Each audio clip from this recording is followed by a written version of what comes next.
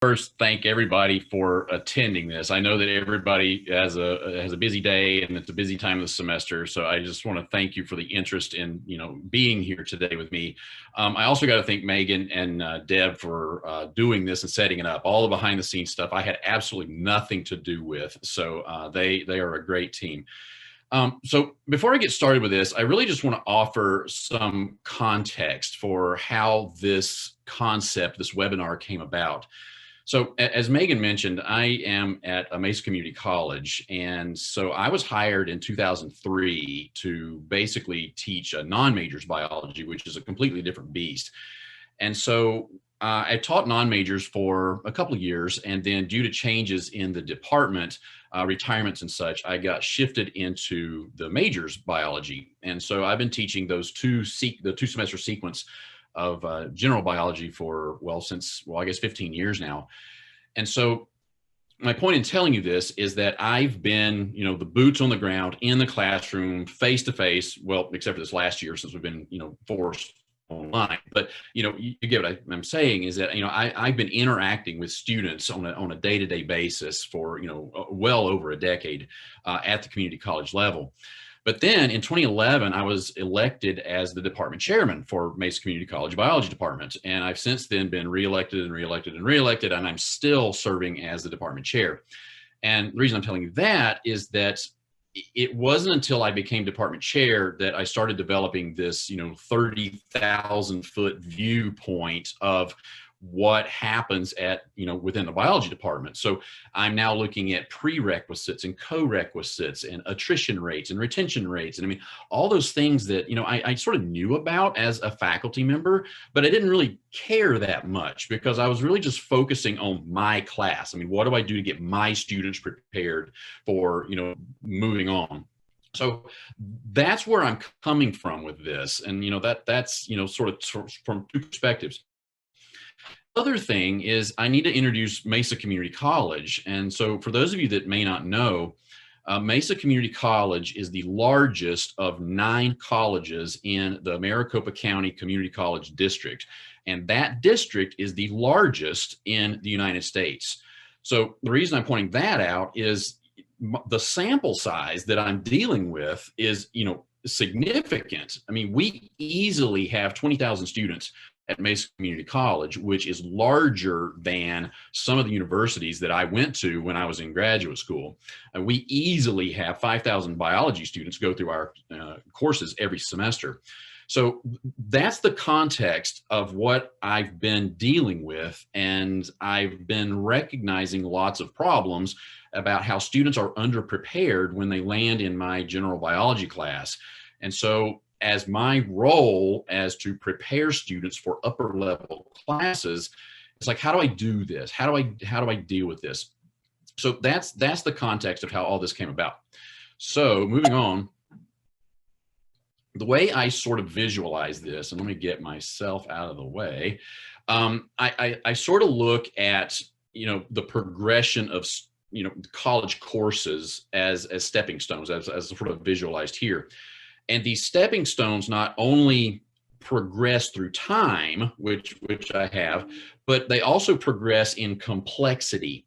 So, the complexity could involve a variety of things. So anything from, study skills to level of content to time management, we can just keep going on and on and on.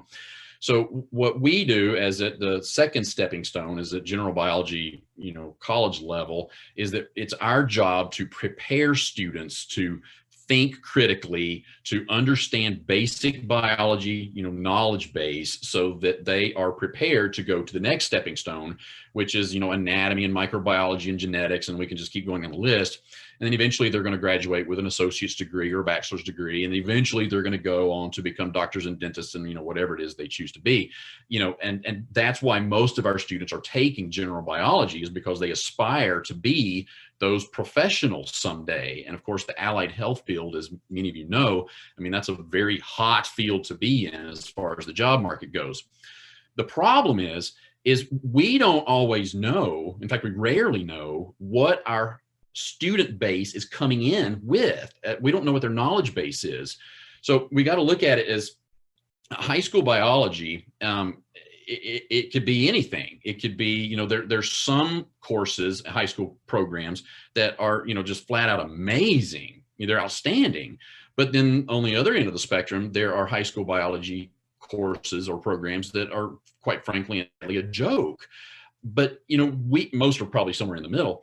But we don't know, when a student comes and sits in our classroom, what level of experience they had at the high school level. And the students often don't know themselves. They just know that they took high school biology and they either thought, well, I love the teacher or I didn't like the teacher. They don't know whether they were trained properly or not. So what happens is, we are left with sort of this unknown population, and often a very variable population, that we are suddenly presented with, and we are stuck with having to train them to get them ready for the next level. So now we got to throw in a couple of other things. So let me just move myself out of the way again.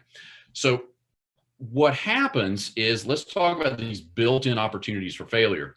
So here are students that come in from high school, and let's just give a scenario where they are straight A students, they're 4.0, they're great students, but they come to my class and they fail their first exam and they don't know why.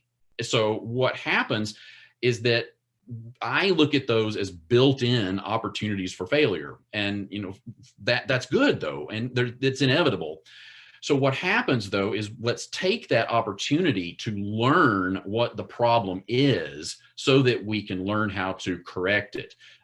It's difficult to fix the problem if we don't know what the problem is. So I'll get back to that in just a second. But what we also got to factor in are all these external things that are happening. So let's take high school out of it and just look at life these days. So it turns out that the high school students or the college students that I am dealing with now, in 2021, they're not the same students that I was dealing with, in the early 20s. So what happens is, or early 2000s, excuse me. So what I take is sort of this cultural shift, is that we have students that are almost expecting this instant gratification, in that they don't really think anymore. What happens is that if they have a question, they just, get to their computer and they Google it and they have an answer. So there's no thinking, there's no mulling over it. There's no, let's contemplate, let's research anything. It's like, oh, let's just Google it, we'll get an answer. And, the Wikipedia answer is their automatic answer. And that's different now. I didn't experience that, 10, 15 years ago. Also, students are overcommitted in that, and some of it's something they can control. Some of the things are that they can't control. But, some students are taking, 20 plus credit hours in a semester, and they're not just any credit hours. I mean, they're taking physics and chemistry and calculus and biology, and, just keep going down the list. It's like, those are tough classes. And so managing those hours, those courses, is really difficult for somebody that wants to succeed in all of them, especially when these students from high school weren't trained to do that. The things that they can't control are many of them have families. Many of them, and families may mean children, they may be parents that they have to care for. Some of them have multiple jobs, and they can't control that necessarily. But we have to be sympathetic to those situations, and all of that. Those are our students. And then throw in the pandemic. That just turned everything upside down. So, but it's a real thing. And, prior to the pandemic, my colleagues at MCC, we were often discussing that, students always seem to have a crisis. And I'm not making fun and I'm not criticizing. It's just that it always seemed like students had some problems, whether it was transportation insecurities, food insecurities, housing insecurities, financial insecurities. I mean, these are real problems. And so when a student is faced with, do I, look for where I'm going to get my next meal, or am I going to attend Baldwin's biology class today? That's a no-brainer, and you got to recognize that. But yet still we are faced with, holding a bar, a level of standards. So we got to get these students, educated and prepared for the next level. So all of that factored in, we are presented with, high school students that are inadequately prepared, And there's all this external stuff going on that it makes our jobs very difficult. And I think, hopefully, I'd imagine that most of you recognize that. So what I want to do is look at sort of where those opportunities for failure can lead us. So when that student fails their first exam ever, they've never failed an exam before, and they come to me and I was like, all right, when you fail an exam, that's an automatic meeting with me. So one-on-one, we sit down. And again, I've been doing this for, 15 plus years. And as a department chair, I do this for, classes that aren't even my own. And so we start going through the list of questions that I have. And the questions are, okay, so what are your study habits? Tell me about your math skills. Tell me about your reading skills. What did you do in high school? And this list that I have here isn't exhaustive, but I just sort of boiled it down. Students think that studying involves flashcards, and that whether it's an actual physical flashcard where you have a piece of paper where you've got a term written on one side and then the definition written on the other, or it's one of these electronic computer-based versions of flashcards, that's what they think studying is. And that works fine for learning terminology, but it doesn't do anything for connecting concepts. So here's a flashcard with term A, here's a flashcard with term B. Well, how do those two terms connect? How are they related? That's not synthesizing information at all. So they don't know how to do that.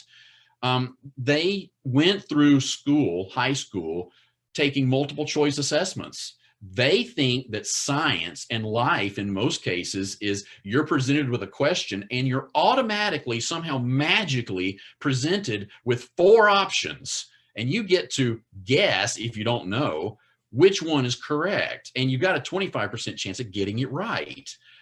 That's not life. And that's certainly not science, but that's all they know. They're intimidated by math. I mean, you throw the Hardy-Weinberg equation up on the board, or a population, growth curve, they just, they freeze. They don't know what to do with it. They're challenged by critical thinking because of the studying, techniques that they've been taught, or they think that they've been taught. They have difficulty with reading comprehension. This sort of goes back to a cultural thing, I think. If you give them more than a few sentences, that they get halfway through it and they can't tell you what they've read. And I think it's sort of because we are in this society where we text, and we abbreviate everything so that we can fit it into a text. So we've got LOL and BTW and WTF and whatever, and we've just abbreviated everything. That anything that's longer than a text, they can't get through it. And that's a cultural thing, but that's not the way science works. So we need to get them over that. The instant gratification we've already talked about. They're focused only on points. They'll come and say, how do I get more points? I'm like, you're focusing on the wrong thing. You should be focusing on the knowledge. If you get the knowledge right, you'll get the points automatically. I have a colleague that I work with, and she calls the points the waste product. In that, if you're looking at the equation of being successful in college or learning a subject, the product that you're after is the knowledge. The waste product are the points. So if you focus on the product, getting the product right, you're automatically going to get the points. But if you're focusing on the waste product, you're misguided. But students don't understand that. And so you've got to work through that with them. They're accustomed to retaking exams. I was dumbfounded. I was approached by that the first time, in that, I forget what it was, but a student, they didn't make the points that they wanted to make on an assessment. So they're like, oh, can I retake it? I'm like, well, no, I can't believe you even asked that. And then another colleague of mine, she has, students or children in high school or junior high, and they're like, oh no, that's what they're taught. That's what they're, told to do. If they don't like the grade that they get, they just get to retake it and retake it and retake it until they get the grade that they do want. I'm like, that's not the way the world works, but that's what they're trained. And then finally, they expect study guides. And so a study guide is, here's all this information. How do you condense it down and compress it into something that's manageable so that that's what you can study day in and day out? And it comes down to, do you give a person a fish, or do you teach a person how to fish? And they don't want to make the effort to learn how to do it themselves. They expect you to give it to them. but that's not helping them in any way. So this is what they come into my class with, and I would be interested to see if you experience some of the similar things. So what happens is I had to adopt my teaching philosophy for biology for majors, in that since this is the audience that I have, since this is the group of students that I have, and it's my job to move them forward, then I have to, I can't just cut the cord. I can't just say, sorry, you're on your own. The way you were learning isn't going to work for you anymore. You've got to change your mindset.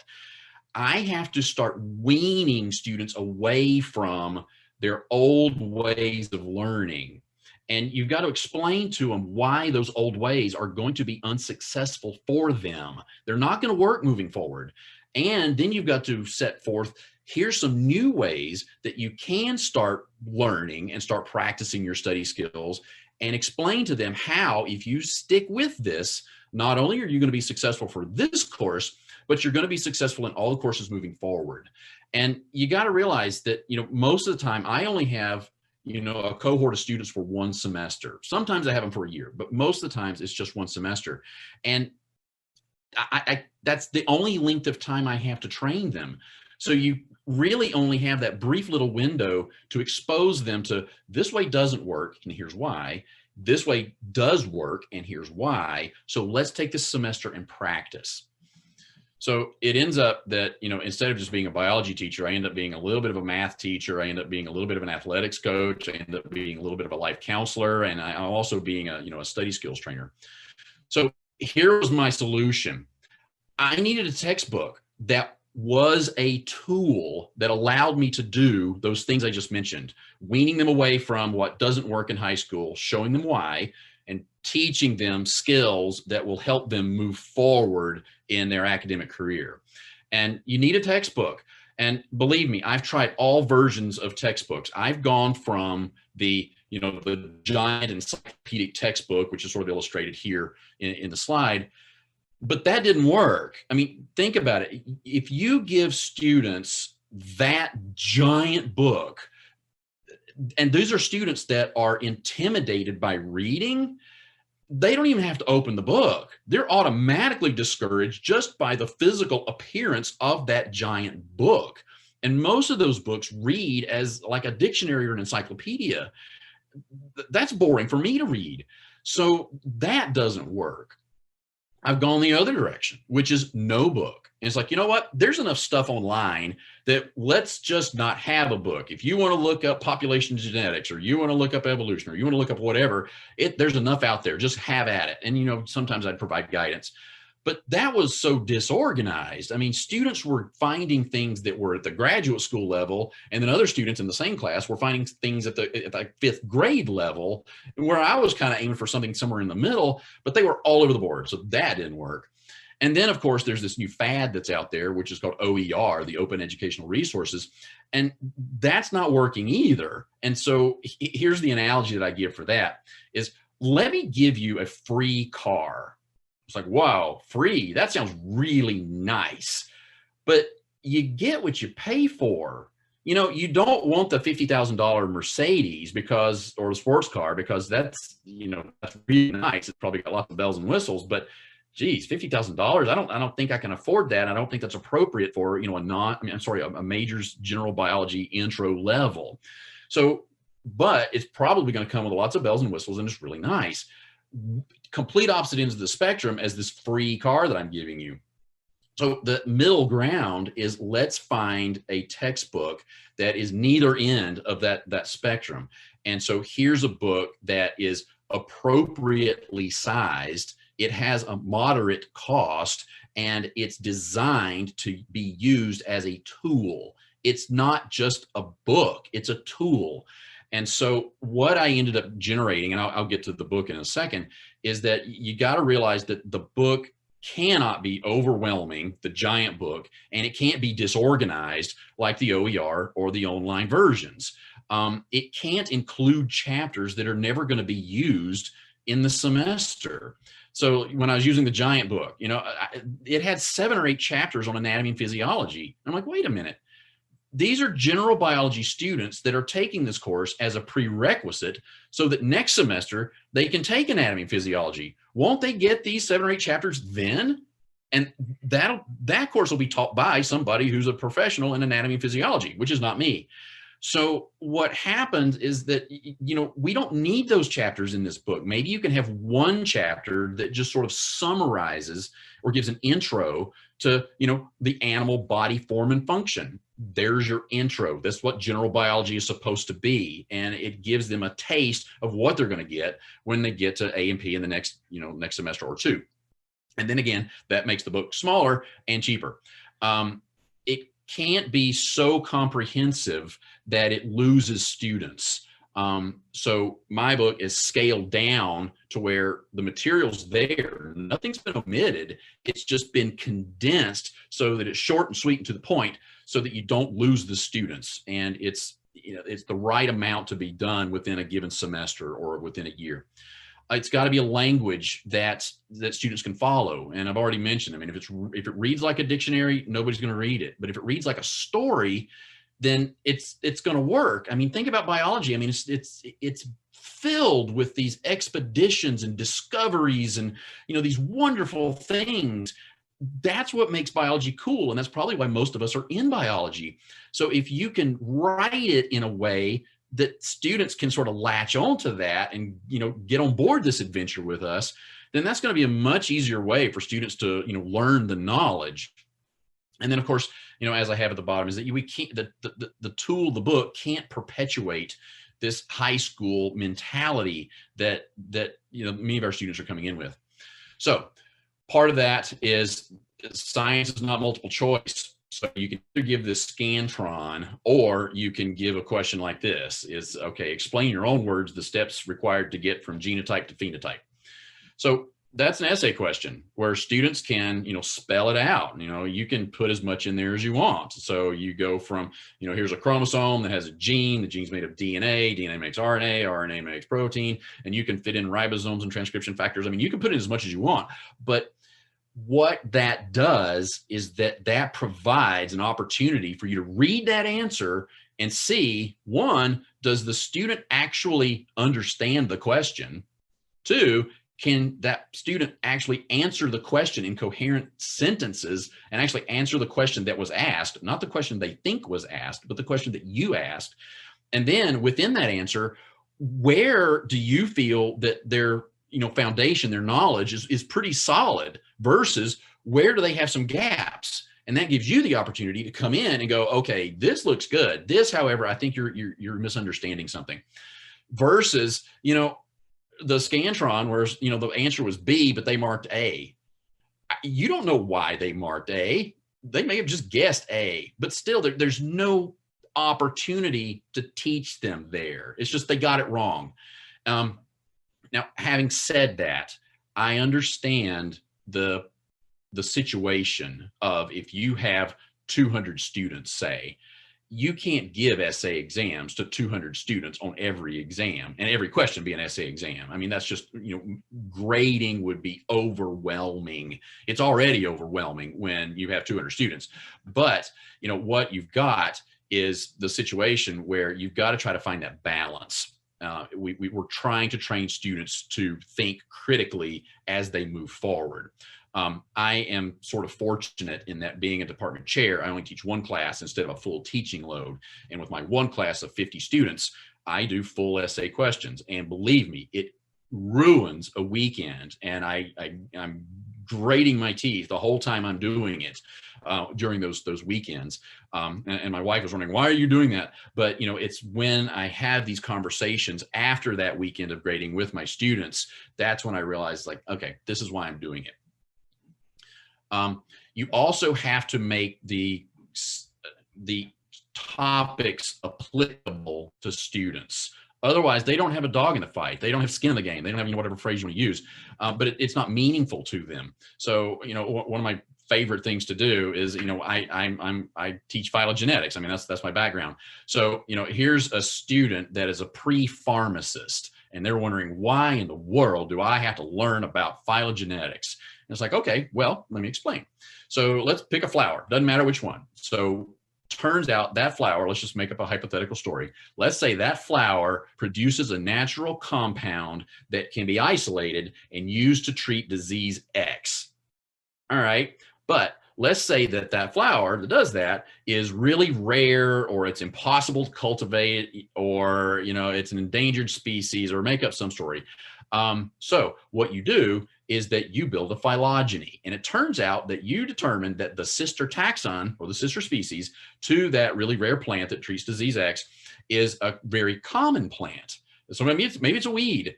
And so what are you going to do?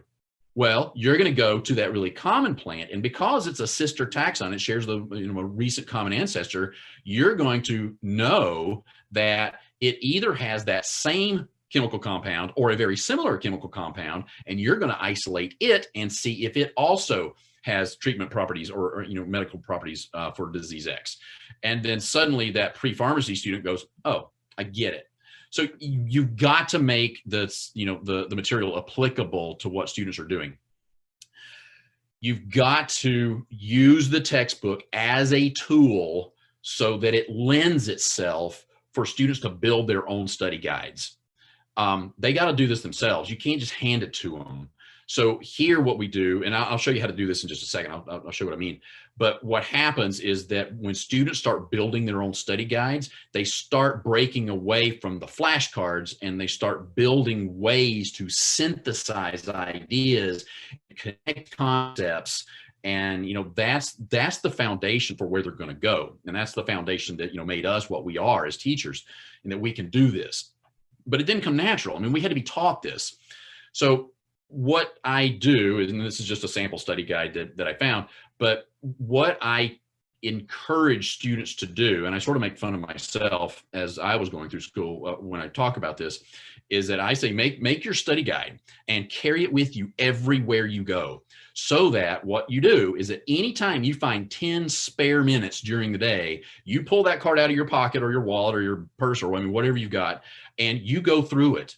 And if you go through that study guide that you created, and by you making it yourself, that's more valuable than me giving it to you. But if you go through that study guide 10 times a day, every day, then by the end of the week, you know that material.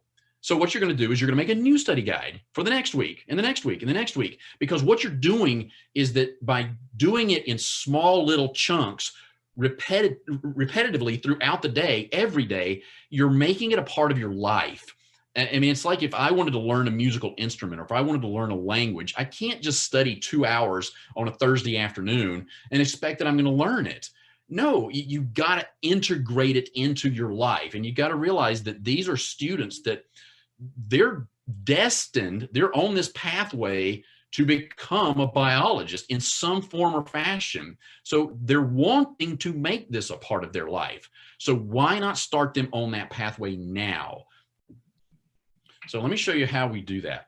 So this is just a random page out of the book. And what we do, I mean, every textbook has, you know, bold-faced terms or vocabulary terms.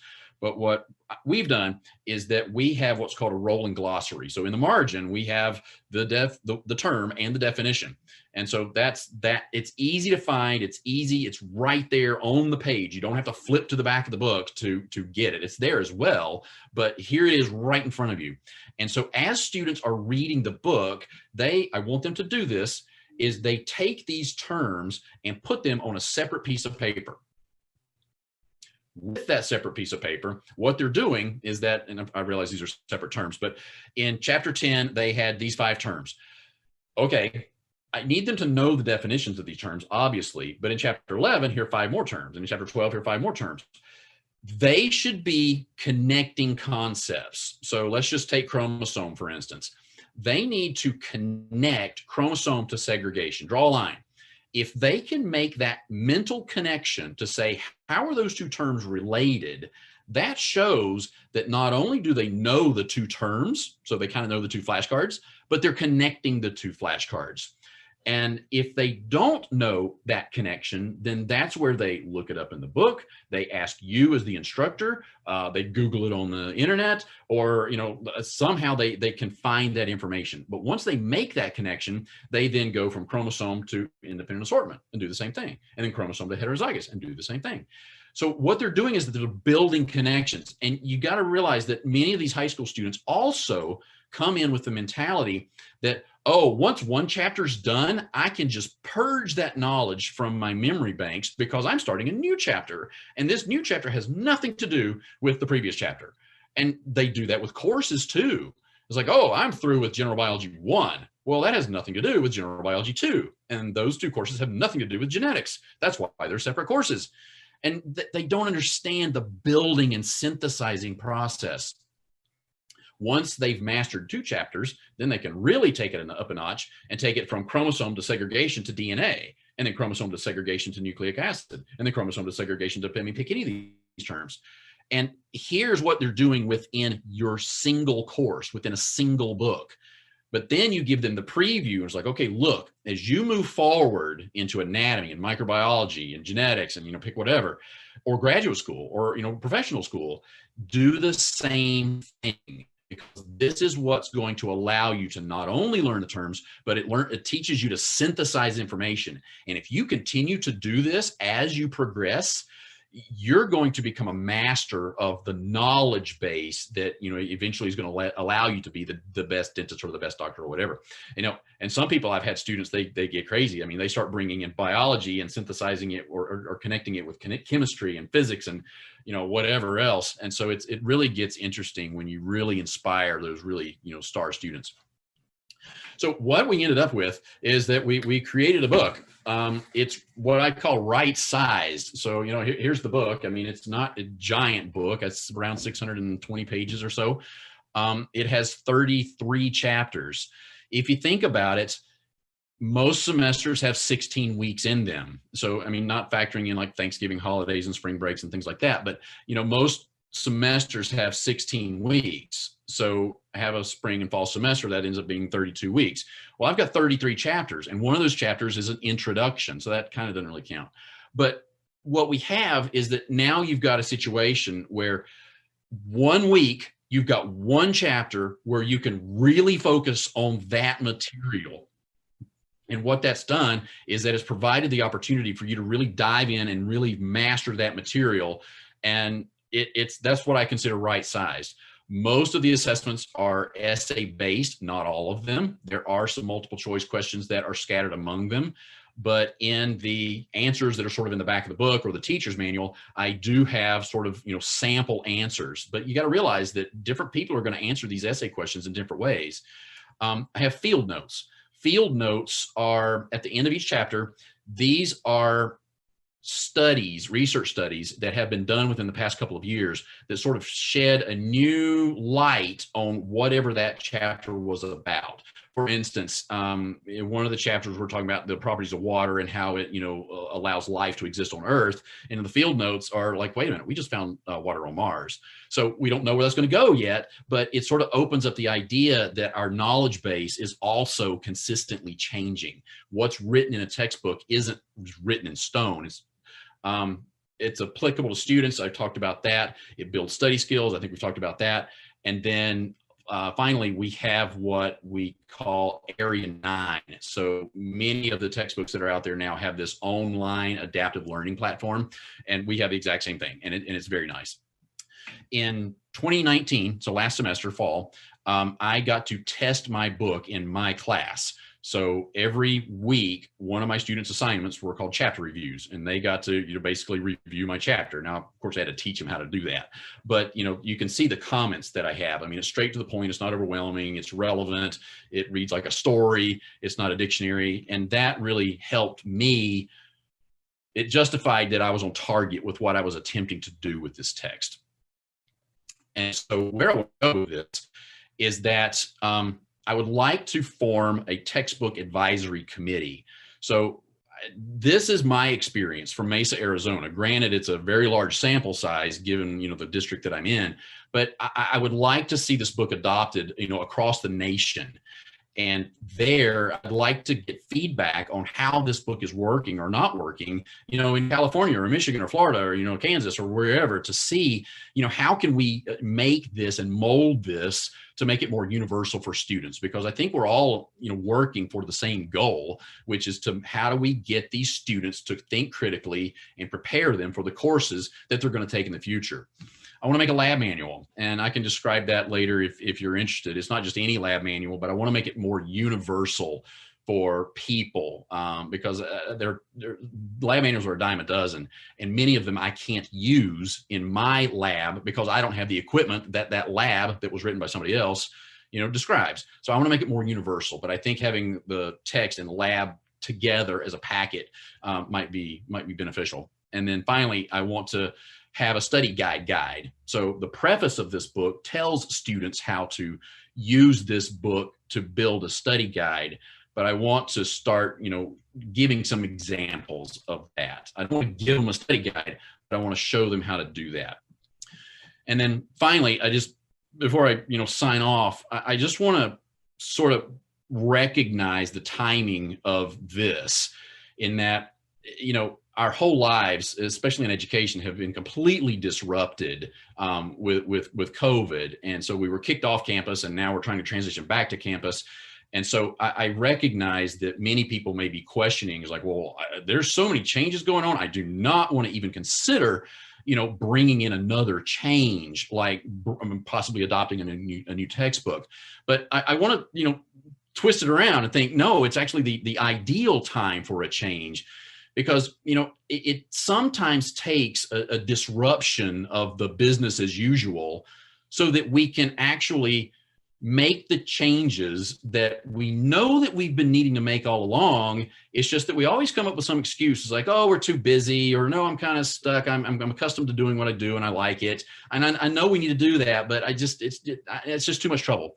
Well, we're having to make changes anyway. Like, I'm looking at my class. I'm going to be back on campus for the first time in a year next fall. And so, but that class that I'm going to teach next fall is not going to be the class that I was teaching before we were kicked off campus for COVID.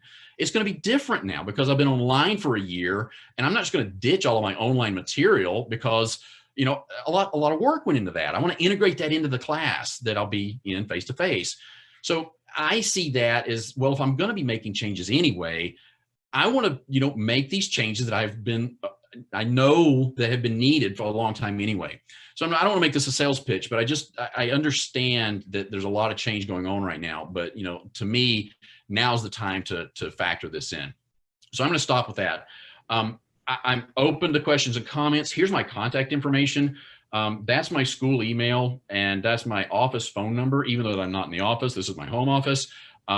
Any phone calls that I get will be redirected to my email. So I'll get it one way or the other. But again, I just want to thank you for your time. I know it's a busy time of the semester and I've taken a lot of it, but I appreciate the interest. And if there's anything I can do to, field any questions, I'm happy to do so. We've got a question from Dela.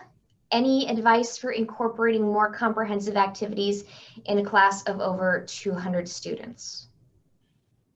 That's a very good question. I mean, it's those large classrooms are a challenge. I think a lot of times what we've experienced at Mesa Community College with our larger classes is that you almost have to break your large class into smaller groups, in that, let's have a group of 10 and a group of 10 and a group of 10, and you almost have them quiz themselves. I mean, so you can throw out an essay question to a group of 10 and have them, each answered it, but then they compare answers. So it almost becomes like a peer review process.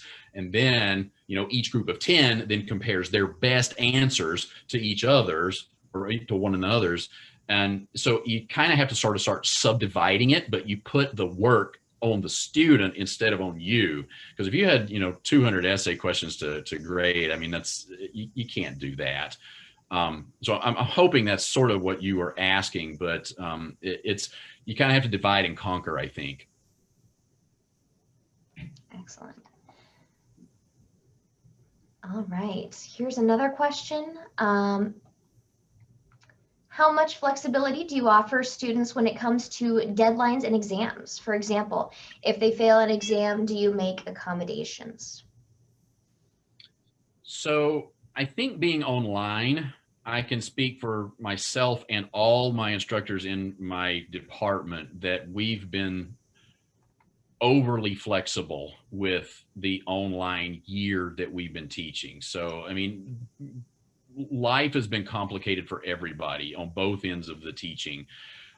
So, if you get an email from a student that says, hey, you know what, can I have 2 days extra to turn in an exam? It's like, sure, I'm not going to get it graded in 2 days anyway. So what difference does it make? So we've been very accommodating this year. In the classroom, I'm pretty strict in that, I try to make it clear, but I explained why I'm strict in that if you're in a job, say you're a doctor or a dentist or whatever, and or a researcher, and you're expected to, meet a deadline, or, have a patient that, expects something by a certain time, and you go, oh, I don't think I'm going to make it. Well, what's going to happen to you? I was like, well, you're probably either going to be written up or fired. So it's time to start recognizing that deadlines are deadlines. So, in the beginning, maybe a little flexibility, but as the semester goes on, you sort of become more and more and more and more strict to train them to, I may be flexible here, but I can't promise you what your microbiology instructor is going to do. I mean, they might not be flexible. So let's get it in our heads that as you progress, that the level of flexibility is probably going to decrease. And a lot of times they understand that. Sometimes when students fail an exam, let me backpedal on that. When students fail an exam, I don't give retakes. I don't give curves. I don't give extra credit.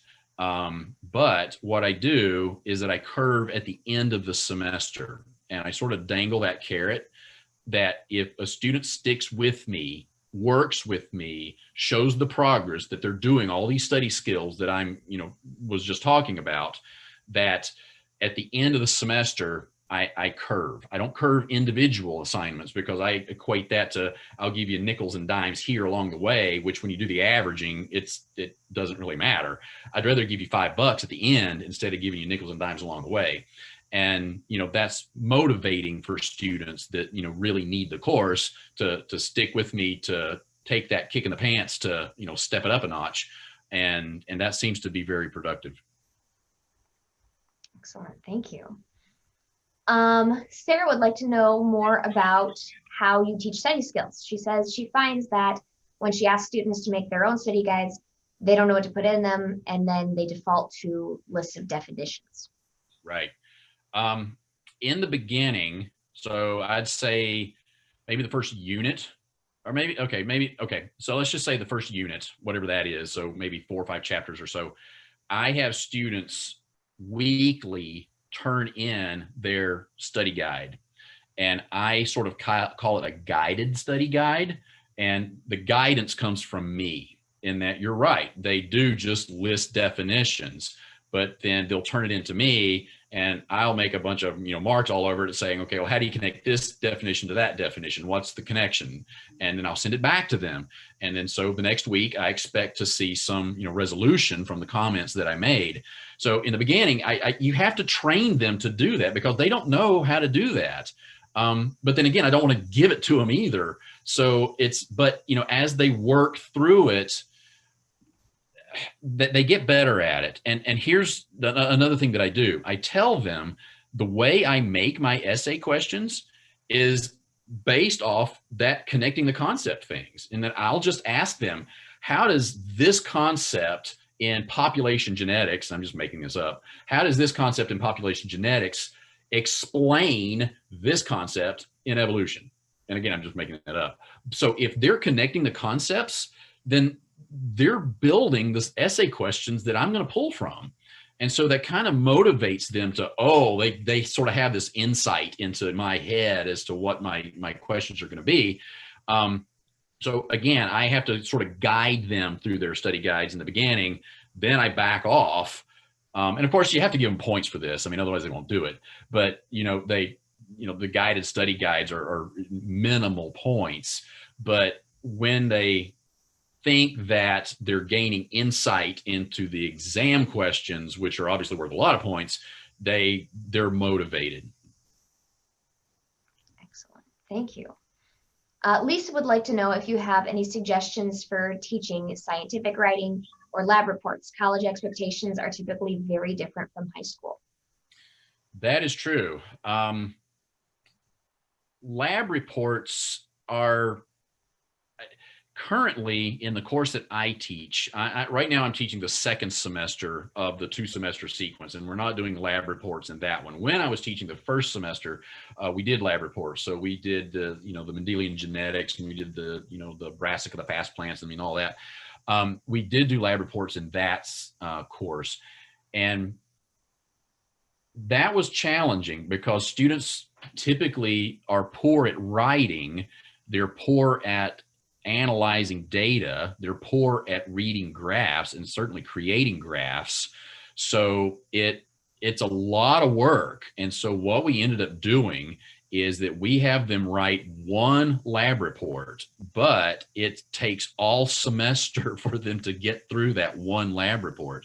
And so in the first month or so, we talk about nothing but, what do you put into an introduction? How do you synthesize that? What's the format of it?